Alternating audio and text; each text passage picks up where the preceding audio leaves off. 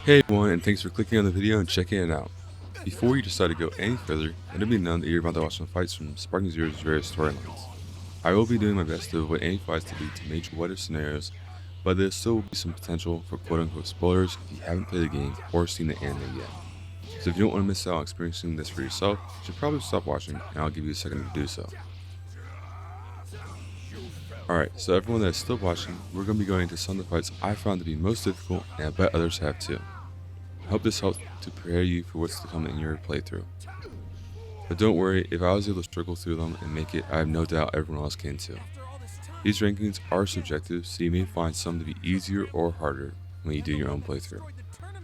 These fights may involve sequences with certain sections being harder than others, just as an FYI, so be prepared when you have to do them yourself. That's right. I am Super Vegeta.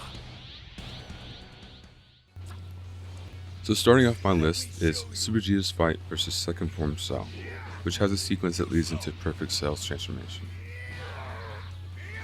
This fight wasn't all that difficult, but it did take me a couple tries because I wasn't aware what happens when you get Second Form Cell health down to a certain point.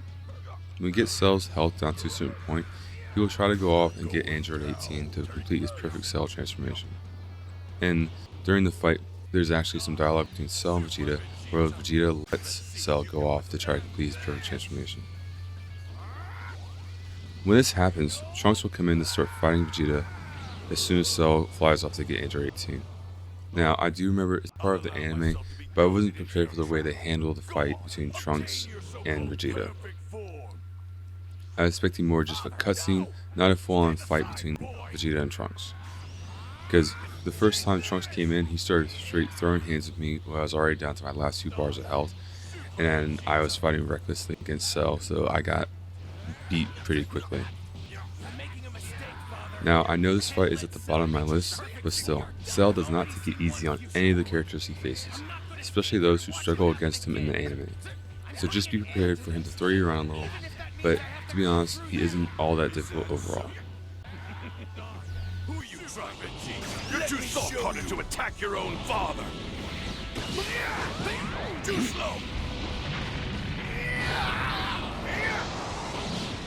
So, he actually did it. So, Hotshot, you want to... So next on my list is Ultimate Gohan, aka Mystic Gohan versus Super Buu, and being more specific, it's Gotenks Absorbed Super Buu. Now on screen you'll see a little comparison of regular Super Buu versus Gotenks Absorbed Super Buu, just so you can see how the damage output from the absorption is a little different and how much damage I actually do against the different Buus. Because there is a little bit of a spike from regular Super Buu to Gotenks Absorbed Super Buu. This fight starts getting rough once Buu absorbs Gotenks and Piccolo. He becomes a little stronger and faster, which makes him hard to deal with compared to his earlier form. Now, Buu has a lot of fights against different characters during the Buu arc, but I'm highlighting this one because it's a little tricky once he gets his power-ups. Primarily because once he absorbs different characters, he can start using their abilities. Like for Super Buu, he has access to donut rings from Gotenks' super moveset, as well as Piccolo's special beam cannon from his moveset. And I believe that his ultimate is Ghost Kamikaze, which is also another Gotenks superpower. It's Gotenks' ultimate. Now, the change in the supers isn't a big deal, you don't have to worry about it too much, but some of the moves he used, which you'll notice later on in just a few seconds, that they're almost impossible to dodge. I lost quite a few times to the ultimate donut rings just because I couldn't move and I couldn't block them in time, so I got stuck and I ended up losing. Now, going into some of the other fights between Buu and other characters, Goku and Vegeta's fights against Buu are also difficult, but Gohan just stood out a little bit more because of the change in Buu's abilities after he absorbs other characters. And the fight starts off fairly standard, but due to the change in Buu, it quickly gets harder. And if you're not ready during any of the Buu arc, Buu can just start to overwhelm you, so be prepared for one of the more intense sequences in Sparking Zero's story mode. Jiren!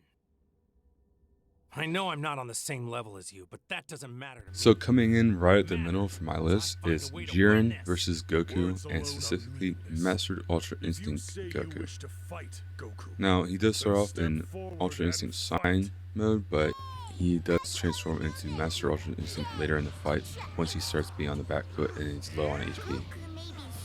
Now, for me, by the time I reached this fight, I had a little more experience with the game's mechanics, which made things a little easier, primarily because the fight for me was later on in the start mode. You know all the different characters, but still, Master Ultra Instinct Goku he's no joke. His auto dodging ability makes it hard to hit just standard attacks, which is incredibly tough unless you want to wait for an opening and play defensive, which I ended up having to do was playing defensive and then looking for an opening and striking when I had a chance. For me, initially this battle felt a lot like a game of chess, where I had to wait for the right moment to strike without overcommitting. Because if you overcommit against Master Ultra Instinct Goku, you will just get pounded and he will not give you a chance to recover, which is what happened in my first attempt. I didn't even get to Master Ultra Instinct. I was stuck on Sign, and I had no chance to recover, and he just constantly wailed on me. Now, even though it's a challenging fight in its own way, it's also one of the more satisfying fights because of all the tension and the feelings that are being built up by all the characters cheering on Goku and talking about Jiren.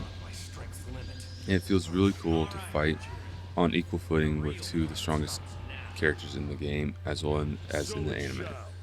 Having a full power Jiren later on in the fight versus Master Ultra Instinct Goku is a lot of fun because you start to feel like how they do in the anime, where they're exchanging blows and the rate of the game fight starts to speed up a bunch. Now, when Jiren finally gets into his full power mode, I was able to actually beat Master Ultra Instinct Goku before he was able to finish his final dialogue. So I have plans to go back into the fight so I can hear the dialogue and actually hear a little more of the exchanges between Goku and Jiren that could occur. So I'll have to play through it again, and I'm really curious on how long it will end up taking me to complete this fight again, allowing for Goku to finish the dialogue and finish talking to Jiren. Because being honest, sometimes if you're not keeping the onslaught on after you already have it going, it becomes a little difficult. Especially when you go full power Jiren and you just want to wail and just fight like nobody's business. You don't want to be on the back foot. You want to constantly be putting the pressure on. But if you want to hear all the dialogue, sometimes in the fights you kind of have to slow down and let them beat on you while you're just constantly guarding or trying to dodge against them. As incredible as you are, now you have to admit what I've been saying is true, right? You understand, don't you?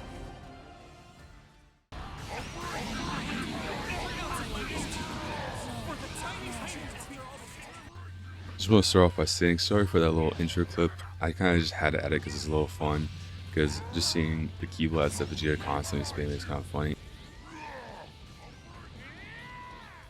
So as you can tell, the second fight on the top near the top of my list is Goku versus Great Ape Vegeta. For me, this fight wasn't all that difficult, but I have seen a lot of people struggle. Vegeta's super attacks hit hard, and Goku's damage output feels very weak in comparison, especially if you aren't careful and you get hit by the full front of it without blocking or dodging. Now, I said it wasn't that difficult for me. It did take me a couple of tries, as you can probably see in some of the footage. I did get beat on a little bit, but I was able to prevail, and I actually got quite lucky. You'll see it in a little bit, where I was at the very last little bit of my health, and I was able to squeeze the victory against Great Ape Vegeta. Now, if you were like me, you followed the EPS mode immediately as you got the game. So you faced your first huge enemy, your first gigantic enemy, a few hours into the game, and it can feel quite overwhelming because you have to start experimenting with different strategies, because it's a little different than just fighting a normal sized character like yourself. But eventually something will work like it did for me. Now, as I was fighting, as I was recording this little voiceover commentary for it, I'm just picturing an actual veteran of the Budokai Tenkaichi games picking Great Ape Vegeta as their character and being super skilled with him and making the story mode fight look like child's play in comparison, just because you'll be able to know the techniques and how to actually fight properly, and it sounds terrifying to me. So before we get to my most difficult fight so far in Sparking Zero's story modes, I'm just gonna give you some honorable mentions, and that includes fights with Goku vs Frieza, Super Vegeta vs Perfect Cell, and Super Saiyan Blue, Goku vs Jiren, as well as Goku vs Vegeta in their first fight. All these fights are classic fights I love, and they're a lot of fun. Now, they're not the most difficult fights, they can be challenging in their own way. Goku's mortal and destructive. So coming in as my #1 most difficult fight in the episode modes of Sparking Zero is Corrupted Fuse Zamasu vs Vegito Blue. Now any fight including Goku Black and Zamasu is brutal, but this one takes the cake because you're fighting as Zamasu. You're fighting as Corrupted Fuse Zamasu. These two are constantly tag teaming you, and they're relentless. Even if you know what you're doing, they'll still keep you on your toes. When I'm talking about Goku Black and Zamasu during the Future Trunks arc. Now when you're playing as them, particularly as Corrupted Fuse Zamasu, it gets even crazier. Vegito makes Goku Black and Zamasu look weak in comparison. He has all kinds of buffs, charging his ki faster and helping him spam his super a lot more. I lost count how many times Vegito wiped the floor with me. And this usually occurs because he has ability items that help him make his ki charge faster, and his supers cost a lot less, so he's able to use them more frequently. As you can tell, it kind of got on my nerves a little bit because I was getting beat so badly that I had to rage quit a couple of times, and those are just 2 of the times I did it. I did it quite a few times, to be honest. This fight took me forever. Future Trunks arc took me a really long time to get through, as in the different character modes, as playing as different characters like Goku, Future Trunks, etc. Now, when you're facing against Vegito, he hits you like Truck-kun trying to send you into an isekai anime. I'm not even joking. The amount of damage he can do sometimes is a little absurd. But don't give up. If you make it to this point in the Future Trunks arc, you're going to get wrecked. It's just what's going to happen in the Future Trunks arc. It happens as any character. But it's a lot of fun, and the game won't hold back, but if you can keep pushing through it, you will have a good time. Trust me. That's when we can do anything. Because believing in our fellow man and helping each other to survive, that's what redeems us. That's what makes us who we are. Makes us worthy. That's what gives us our real power. Here we go, everyone. So as this fight comes to its conclusion, that wraps it up for my top 5 toughest fights in Dragon Ball Sparking Zero. Let me know in the comments which fight gave you the hardest time, and don't forget to like and subscribe for more content. Thanks for watching, and I hope I'll see you in the next video.